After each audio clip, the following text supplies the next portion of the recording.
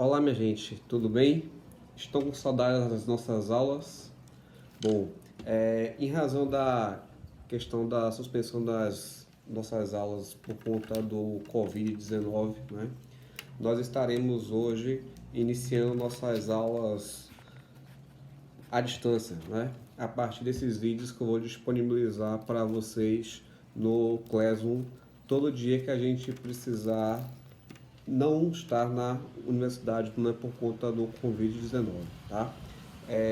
Eu peço primeiramente que esses vídeos que eu vou colocar para vocês não sejam divulgados, né? Não sejam retransmitidos, já que tem a finalidade específica de auxiliar o nosso processo de aprendizagem até que essa situação se resolva, tá? Então eu vou vinculá-lo no Classroom e eu peço que não seja compartilhado, nem seja dividido, nem retransmitido, tá? Seja por rede social, por e-mail ou qualquer coisa, tá? Eu peço também que vocês façam uma avaliação do vídeo, né, por gentileza, no particular, obviamente, já que, sinceramente, é uma tecnologia que eu não domino muito bem, né? Então, eu não sou muito adepto de fazer esses tipos de vídeos, mas a necessidade, né, faz a situação. Então, vamos lá, tá? Nós vamos falar hoje, em continuação à nossa aula da semana passada, que nós tratamos sobre as hipóteses de aplicação do Código de Defesa do Consumidor a partir dos artigos 2º e 3º do CDC e do que está posto na jurisprudência dos nossos tribunais. Tá?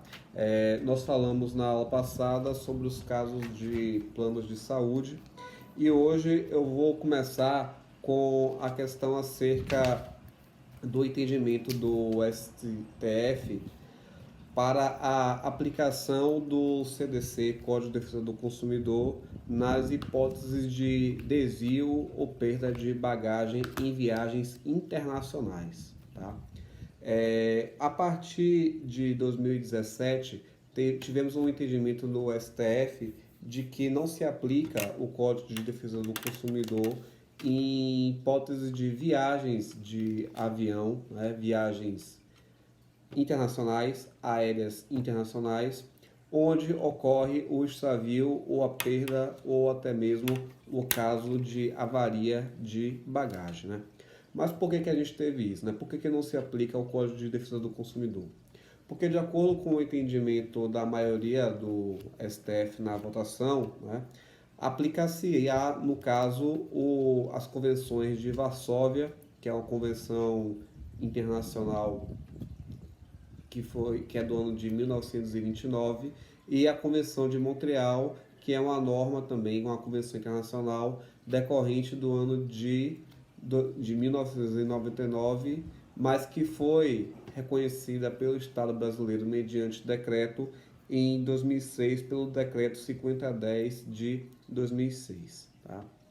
Mas qual é o problema, né? O problema é que, de acordo com a Convenção de Varsóvia, de acordo com a Convenção de Montreal, né, aplicar-se-á, no caso, na hipótese, o Código da Aeronáutica do Brasil, né, porque a Constituição Federal de 1988, no artigo 178, ele diz lá que nos casos de transporte internacional, a gente deve aplicar, né, no ordenamento jurídico brasileiro, as convenções internacionais que versam sobre isso. Né?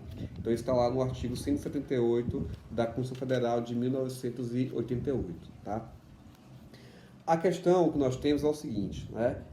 Pelo Código de Aeronáutica, o valor que se aplica a partir disto, né, pelo entendimento da Convenção de Varsóvia e pela Convenção de Montreal, em caso de perda, extravio de bagagem, né, ou dano à bagagem decorrente de viagem aérea internacional, o valor da indenização ele será aplicado em razão do quilo, né, do peso da bagagem. Você sabe que vocês vão viajar de avião, viagens nacionais ou internacionais, e vão despachar essa bagagem. essa bagagem ela é pesada, então encaminhada, né, para o galpão do avião.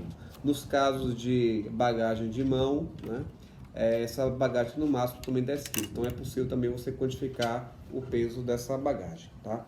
Então, de acordo com a Convenção de Varsóvia e a Convenção de Montreal, o valor de indenização em hipótese, né, de perda ou extravio ou dano à bagagem decorrente de viagem aérea internacional seria calculado a partir do peso dessa bagagem, salvo se efetivamente, né, a pessoa, o viajante, no momento de despachar a bagagem, ele venha a declarar o valor econômico do seu conteúdo, né?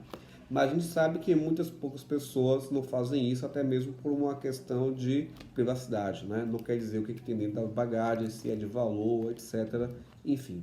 Então, via de regra, aplica-se então o valor da indenização decorrente do cálculo sobre o peso, o quilo da bagagem em hipótese de extravio, dano ou,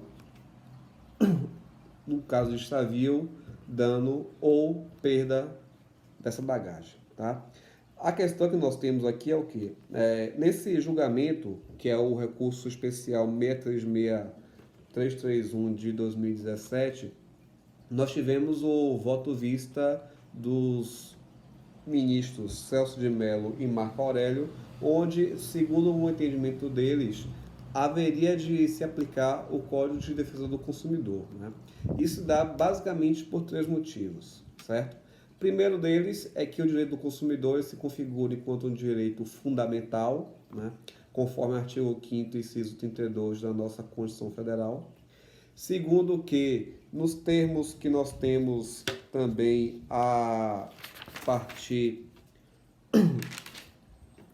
do artigo 6º, inciso 6 do Código de Defesa do Consumidor, em hipótese de dano ao consumidor, a reparação ela será de forma integral, né? Então não se aplica, em caso de reparação, o peso, o quilo da bagagem ou apenas o valor declarado, né?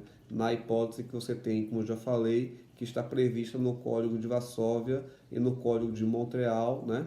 E também versado isso no Código Brasileiro de Aeronáutica, né? Então seria o valor de reparação integral.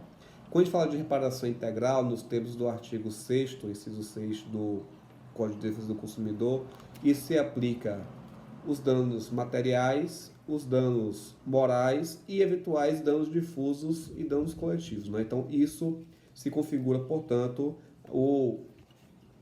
a indenização integral, não se limitando ao peso da bagagem, né? Então, uma pessoa, dois viajantes, por exemplo, né? Então, um vai receber R$ 6.000 porque a sua bagagem perdida tinha 6 quilos e o outro vai receber R$ 10.000 porque a bagagem dele tinha 10 mil quilos. Ou um vai receber R$ 40.000 porque ele tinha duas bagagens de 20 mil quilos e outro vai receber R$ 15.000 porque só tinha uma bagagem de 15 mil quilos, né? Então, são todos consumidores, todos sofreram o dano, né? E não vai ser o quilo, o peso da bagagem que eles despacharam que vai determinar o valor de indenização para um ou para outro, né? Essa é a tese que nós temos no Código de Defesa do Consumidor, né? Outro elemento também colocado a partir do voto do ministro Celso de Mello, né? Ele se refere também em razão do artigo 7º, né, do Código de Defesa do Consumidor. O Código de Defesa do Consumidor, no artigo 7º, ele diz lá que a norma de consumo, né, ou seja, o Código de Defesa do Consumidor ou qualquer outra norma de consumo aplicável, portanto, ela se torna uma norma congente, né? Então, as normas que garantem o direito do consumidor, elas se sobrepõem em face de qualquer uma outra norma, né, excluindo, inclusive, as normas provenientes de leis ordinárias e também das convenções internacionais, né? Por que eu estou dizendo isso, efetivamente, né? Porque a nossa Constituição Federal, lá no artigo 5º, parágrafo 3º, ela garante a convenção internacional devidamente reconhecida pelo Estado brasileiro. No caso da Convenção de Montreal, ela se deu a partir do